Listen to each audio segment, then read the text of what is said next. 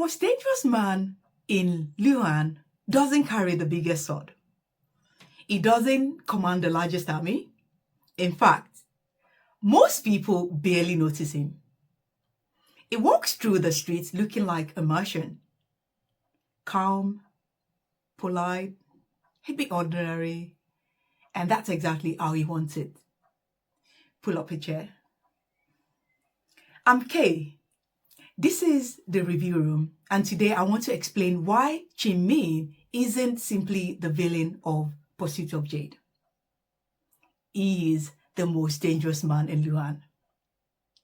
And the frightening part is that he usually wins before anyone realizes they are playing his game. Most villains want confrontation. Qi Ming doesn't. He doesn't announce himself. He doesn't make speeches. He doesn't need people to fear him immediately.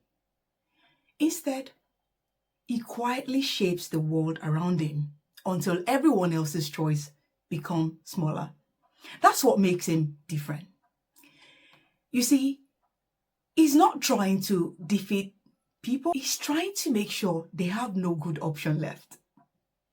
And once I realized that, I just couldn't stop seeing that. By episode 12, Qi Ming has done something that very few antagonists attempt. He has erased his old self. The scar is gone. His voice has changed. His appearance has changed.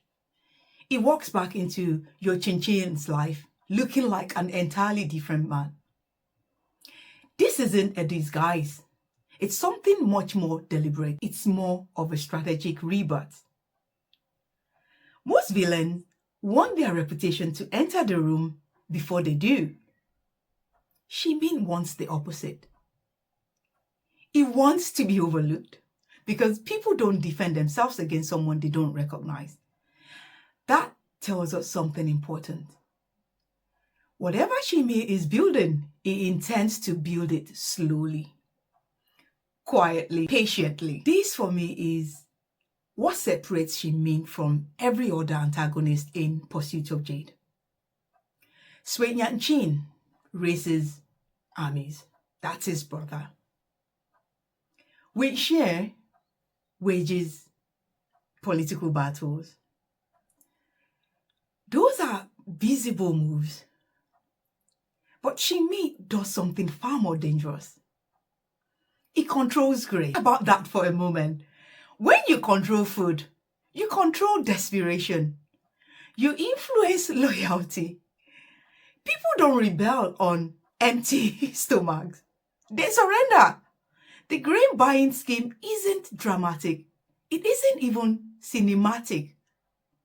It is an infrastructure. If you ask me, an infrastructure changes society far more effectively than violence ever could. The same thing happens with the Jiru massacre. Qi Ming doesn't create the political tension. He identifies an existing fracture, applies pressure, and allows everyone else to tear themselves apart. He doesn't start fires. He just quietly arranges the kindling, then waits for someone else to strike the match, mostly his brother. The smartest things the writers do is show us that Qi Ming never attacks people directly if he doesn't have to. He studies them first. He identifies the one thing they cannot afford to lose. For Lin'An, it's grain. For politicians, it's reputation. For powerful families, it's information. And for Ken, it's ball. Episode 19 completely changed my opinion of him. He doesn't threaten our business. He doesn't threaten her life. He threatens the child she loves. That's psychological warfare. He isn't trying to overpower her. He's trying to remove her ability to choose freely. And that's a completely different kind of cruelty, if you ask me. One thing I absolutely love about these episodes is the contrast between Qi Ming and Lin'An, his brother. At first glance, they couldn't be more different.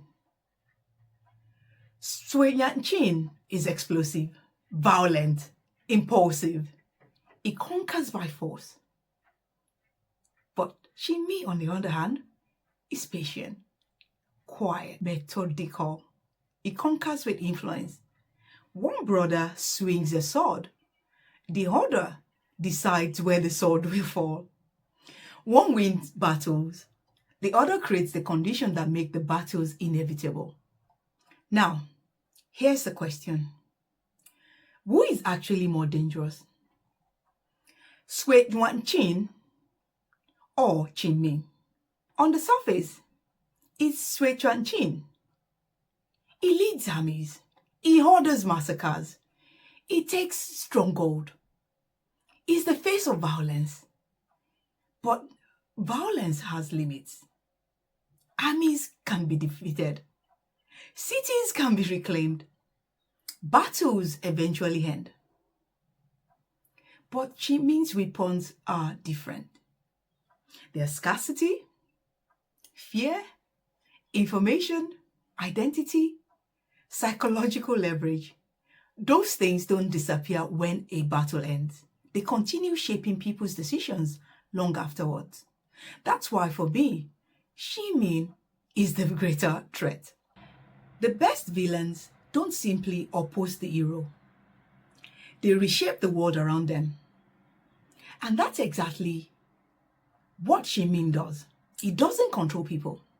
It controls the conditions under which people make decisions. That's much harder to resist.